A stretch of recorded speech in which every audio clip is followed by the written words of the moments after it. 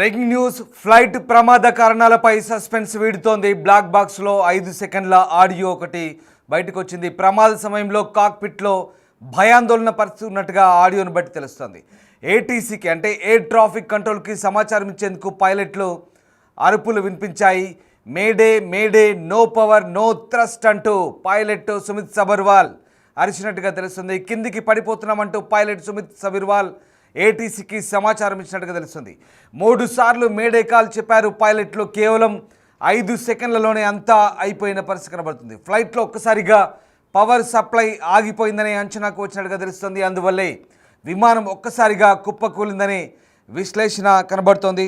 So మొత్తం మీద ఈ ఫ్లైట్ ప్రమాదానికి సంబంధించి ప్రస్తుతం ఒక కాల్ అయితే బయటకు వచ్చిన పరిస్థితి కనబడుతోంది. ఒక ఆడియో కాల్కు సంబంధించినట్టే 5 సెకండ్ల ఆడియో బయటకు వచ్చినట్టుగా తెలుస్తోంది. అత్యంత ఘోరమైన ఈ విపత్తుకు సంబంధించి ఎయిర్ ఇండియా 171 కాక్పిట్ నుంచి ఒక హృదయ విదారకమైనటువంటి ఈ ఆడియో సందేశం అయితే వెలువడిన తెలుస్తుంది. లండన్కు వెళ్తున్న బోయింగ్ 787 డ్రీమ్ లైనర్ అహ్మదాబాద్ విమానాశ్రయం నుంచి టేక్ ఆఫ్ అయిన కొన్ని సెకండ్లకి కూలిపోయింది. దీంతో ప్రయాణికులు అలాగే సిబ్బంది, నేలపై ఉన్నటువంటి నివాసితులు సహా 274 మందికి పైగా చనిపోయారు. మేఘాని నగర్లోని వైద్య కళాశాల నివాస గృహంలోకి విమానం కోల్పోవడానికి కొన్ని క్షణాల ముందు senior pilot captain Sumit Sabharwal Ahmedabad air traffic control ఏటీసీకి ఒక చిన్న ప్రమాద హెచ్చరిక పంపినట్టుగా తెలుస్తోంది. ఈ నేపథ్యంలో ప్రస్తుతం దీనికి సంబంధించిన ఒక చర్చ అయితే జరుగుతోంది. కేవలం 5 సెకండ్ల పాటు ఉండే ఈ సందేశం కాక్పిట్లో జరుగుతున్న భయానకతను గుర్తు చేస్తోంది.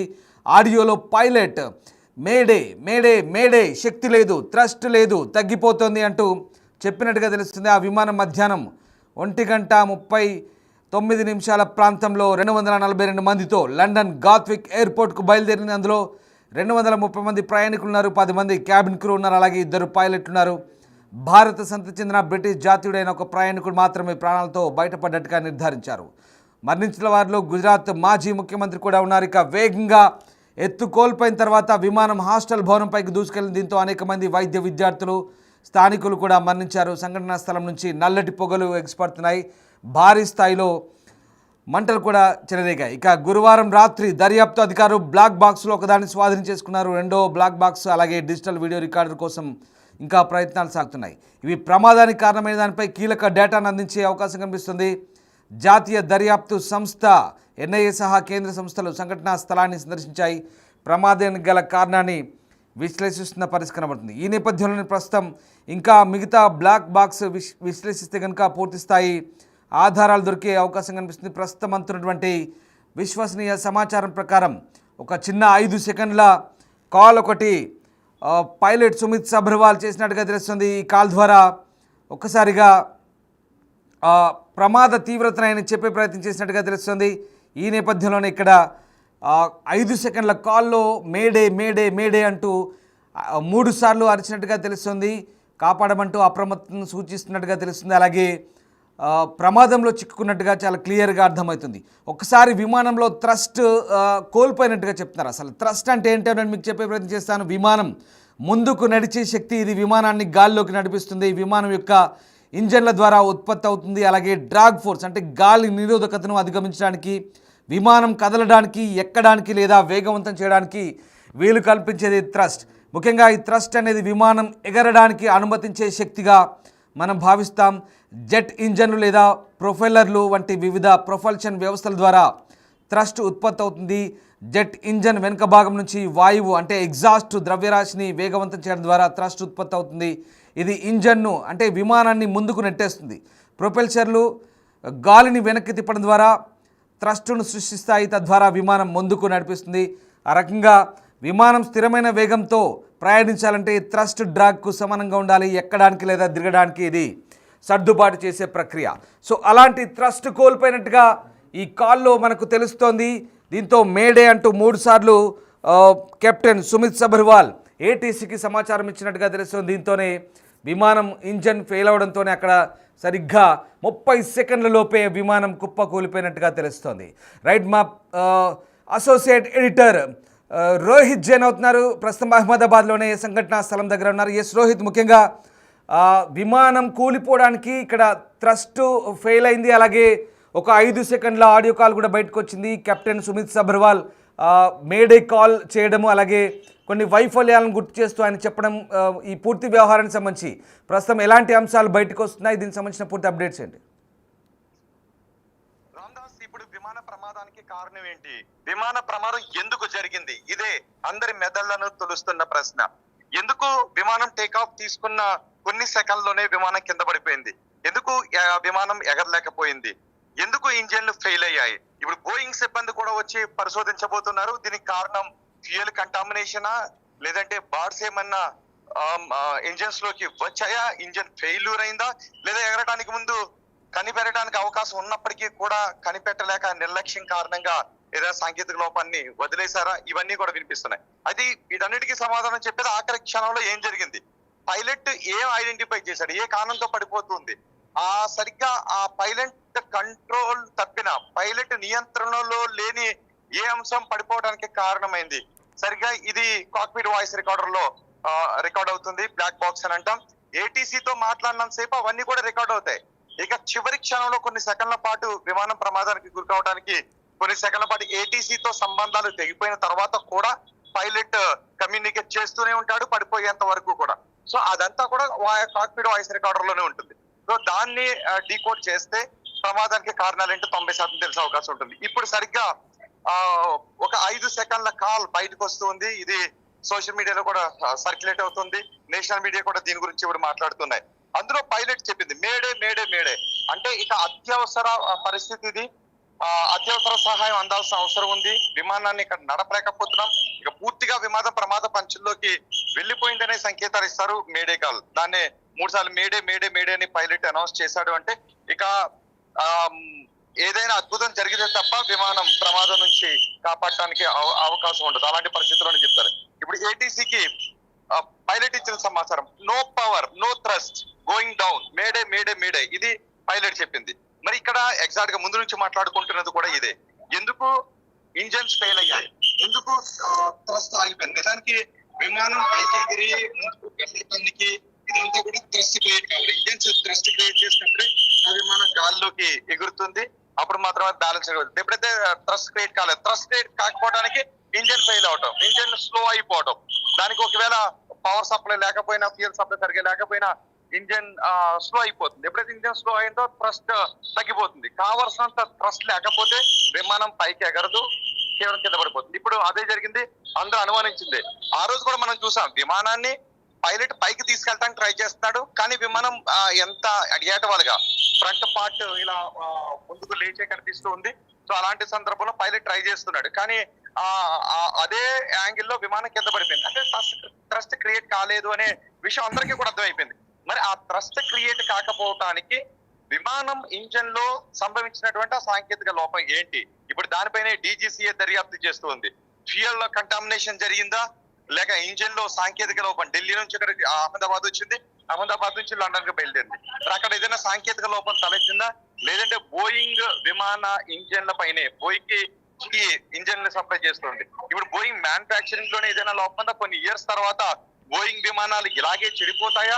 ఇవన్నీ కూడా డౌట్స్ వ్యక్తమవుతున్నాయి. ఏది ఏమైనప్పటికీ ఇంజన్ లో 2 ఇంజన్లు ఆగిపోయాయి. ఇక్కడ మళ్ళీ వస్తున్నటువంటి డౌట్స్ ఏంటి అంటే, 2 ఇంజన్లు ఒకేసారి ఎందుకు ఆగిపోయాయి? అందుకే 2 ఇంజన్, నిజానికి సింగిల్ ఇంజన్ హెలికాప్టర్ కానీ సింగిల్ ఇంజన్ విమానం కానీ ఏమవుతాయంటే, ఇంజన్ లో ఏదైనా సాంకేతిక లోపం తలెత్తింది అంటే విమానం కూలిపోయే అవకాశం ఉంటుంది. అందుకే డబుల్ ఇంజన్ హెలికాప్టర్లు కానీ డబుల్ ఇంజన్ విమానాలు కానీ ఒకవేళ ఒక ఇంజన్ చెడిపోయినా 2 ఇంజన్ తో విమానాలు ఎగరగలుగుతాయి, చాలా సేఫ్ గా ఎగరగలుగుతాయి, కావాల్సిన చోట ల్యాండ్ చేసుకునే అవకాశం కూడా. ఇక్కడ రోహిత్, ఇక్కడ మనం ఒక విషయం అంటే ముఖ్యంగా విమానంలో ఇంజన్ వైఫల్యం లేదా తీసుకున్న 2 టేకాఫ్ తీసుకున్న 30 సెకండ్ లోపలనే 2 ఇంజన్లు ఎందుకు చెడిపోయాయి అనేది ఇక్కడ తేలాల్సినటువంటి అంశం. రామ్దాస్, ఎస్ రోహిత్, అంటే ఇక్కడ ఒక్క విషయం అంటే ముఖ్యంగా thrust failure, no power no thrust అంటూ చెప్తున్నమాట. ముఖ్యంగా ఇది చర్యకు ప్రతిచర్య, అంటే గాలిని వెనక్కి నెడితే విమానాన్ని థ్రస్ట్ ముందుకు నెడుతుంది, ఇది న్యూటన్ లా ప్రకారం వెళ్తుంది అనేది చాలా క్లియర్. అండ్ ఇది చాలా కీలకమైనది, విమానాన్ని క్రూజ్ చేయడానికి ముందుకు నెట్టడానికి థ్రస్ట్ చాలా ఇంపార్టెంట్.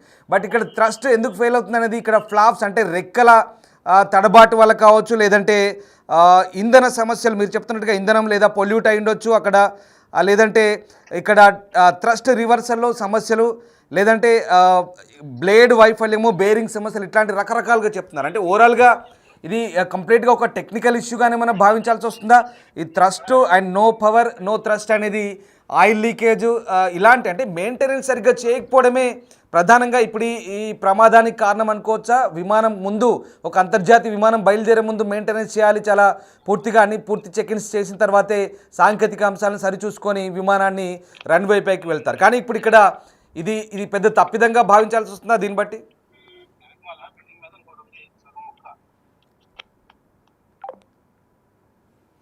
రైట్, ఇది మొత్తం మీద విమాన ప్రమాదానికి సంబంధించిన అనేక కీలక అంశాలు అయితే ప్రస్తుతం వెలుగు చూస్తున్నాయి. ప్రధానంగా థ్రస్ట్ లేకపోవడమే ఇక్కడ thrust, no power no thrust అంటూ అక్కడ పైలట్ 5 సెకండ్ల కాల్ని ఇక్కడ కాక్పిట్ నుంచి ఏటీసీకి పంపించినట్టుగా తెలుస్తుంది. ఈ నేపథ్యంలోనే ఇక కాల్ అందుకున్న తర్వాత ఏటీసీ నుంచి రిప్లై తీసుకునే లోపే అంతా 5 సెకండ్ల లోపే కోల్పోయినట్టుగా తెలుస్తుంది. ముఖ్యంగా విమానంలో ఇంజన్ వైఫల్యం, ఇంధన కాలుష్యం, అలాగే తప్పు ఫ్లాప్ సెట్టింగ్లు అంటే రెక్కలకు సంబంధించిన తడబాటు కావచ్చు, లేక థ్రస్ట్ రివర్సల్స్లో సమస్యలు వంటి అనేక కారణాల వల్ల ఆగిపోవచ్చు విమానం అని చెప్తున్నారు. సో థ్రస్ట్ అనేది లేకపోతే, థ్రస్ట్ అనేది కంప్లీట్గా మళ్ళీ చెప్తున్నాను టెక్నికల్ సాంకేతిక అంశాల పరంగా చూస్తే కనుక థ్రస్ట్ అనేది న్యూటన్ లా ప్రకారం పనిచేస్తుంది. అది ముఖ్యంగా విమానాన్ని ముందుకు నెడుతుంది. గాలి వేగానికి వ్యతిరేక దిశలో చర్యకు ప్రతిచర్యగా పనిచేస్తుంది. సో గాలిని ఈ వెనక్కి నెట్టడం ద్వారా విమానం ముందుకు నెట్టబడుతుంది. దీన్నే థ్రస్ట్ అంటారు. ఈ థ్రస్ట్ రివర్సల్స్లో ఏదో తేడా ఉంది, లేదా ఇంజన్లో వైఫల్యం అయి ఉంటుంది, లేదా అందులో నింపినటువంటి ఇంధనం ఏదైతే ఉందో వైట్ పెట్రోల్, దాంట్లో ఏదైనా పొల్యూషన్ ఉండి ఉంటుంది, లేదంటే బేరింగుల్లో ఏదైనా సమస్యలు ఉండి ఉండొచ్చు, రెక్కల వీల్స్కు సంబంధించిన బేరింగ్లో ఏదైనా సమస్యలు ఉండొచ్చు, లేదంటే బ్లేడ్ వైఫల్యం, ఇలాంటి ఇష్యూస్ చెప్తున్నారు. సో అనేక సాంకేతిక కారణాలు, ఇంజన్ వైఫల్యానికి ఇదే కారణం. థ్రస్ట్ కనుక లేదంటే విమానం ముందుకు నెట్టబడదు.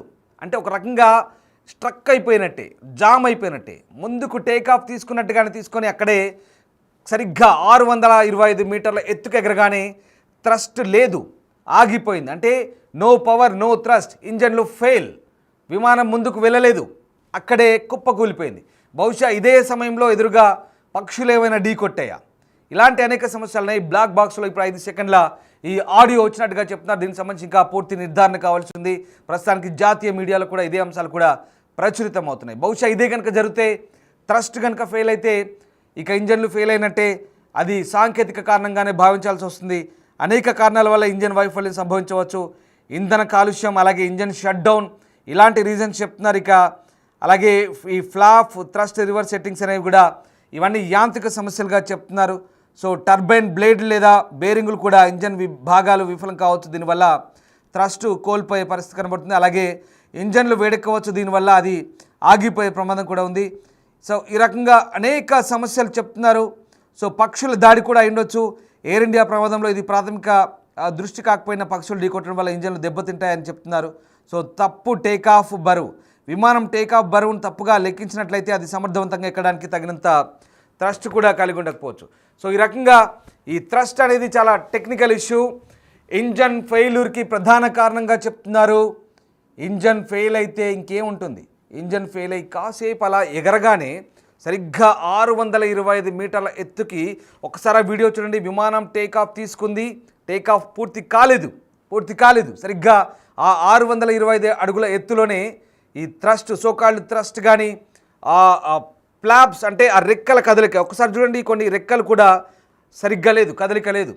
అలాగే థ్రస్ట్ రివర్సల్స్ అంటే ముందుకు నెట్టాల్సిన ఆ పవర్ అనేది ఆగిపోతే ఇంకెక్కడ పోతుంది, విమానం ముందుకు వెళ్ళదు. ఇంజన్ ఫెయిల్యూర్, లేదా ఇంజన్ వేడెక్కడం, లేదా వాటికి సంబంధించినటువంటి బేరింగులు, లేదా ఇలాంటి బ్లేడ్స్ ఏవైతే ఉన్నాయో టర్బైన్లలో, ఆ టర్బైన్ ఉంటుంది చూడండి, రౌండ్గా ఉంటుంది టర్బైన్ చక్రాలు, అవి తిరిగే ముందు వాటిలో బేరింగ్ ఫెయిల్యూర్ అయినా, లేదా బ్లేడ్ ఫెయిల్ అయినా, ఇలాంటి సమస్యలు వస్తే, లేదా అందులో పోసిన పెట్రోల్ కూడా క్వాలిటీ లేకపోయినా, పెట్రోల్ కూడా కలుషితమైందైనా, నకిలీ కల్తీ పెట్రోల్ అయినా కూడా, వైట్ పెట్రోల్ ఏదైతే ఉంటుందో అది ప్రత్యేకంగా విమానాలకు వాడే ఇంధనం వైట్ పెట్రోల్గా చెప్తారు, అది కూడా కలుషితమైనా కూడా ఇలాంటి సమస్యలు ఉంటాయని చెప్తున్నారు. లేదా పక్షి ఢీ కొట్టిన, ఇన్ని కారణాలు ఉన్నాయి.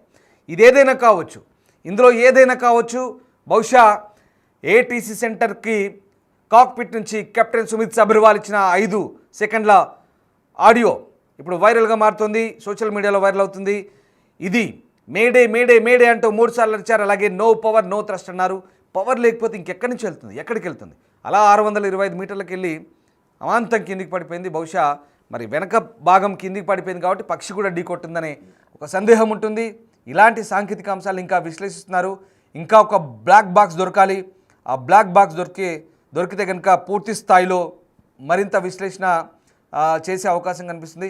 మొత్తం మీద ఇంజన్ సామర్థ్యాలు కనుక వైఫల్యం అంటే కనుక ఇది ఖచ్చితంగా మానవ తప్పిదమే అవుతుంది. అది మానవ తప్పిదం అంటే పైలట్ల తప్పిదం కాదు, విమానం బయలుదేరే ముందు మెయింటెనెన్స్ చేయాల్సిన ఇంజనీర్ల తప్పిదం అవుతుంది. ఎక్కడ?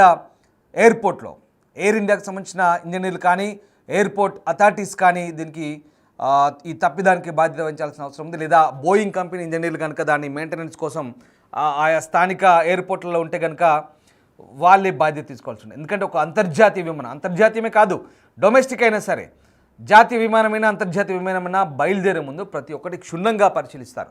ప్రతి అంశాన్ని క్షుణ్ణంగా పరిశీలిస్తారు. Cockpit, cabin crew, turbines, engines, fuel, everything technical ఆస్పెక్ట్స్లో ప్రతిదీ కూడా క్షుణ్ణంగా పరిశీలిస్తారు. చిన్నపాటి సమస్య ఉన్నా, సాఫ్ట్వేర్ లోపాలన్నా, సాంకేతిక సమస్యలున్నా క్లియర్గా పరిశీలించిన తర్వాతే ఆ విమానాన్ని బయలుదేరడానికి సంసిద్ధత వ్యక్తం చేస్తారు, దాన్ని రెడీ చేస్తారు. కానీ ఇంతటి భారీ విపత్తు జరగడానికి కారణం సాంకేతిక సమస్యగానే ఇక్కడ మనకు అర్థమవుతుంది.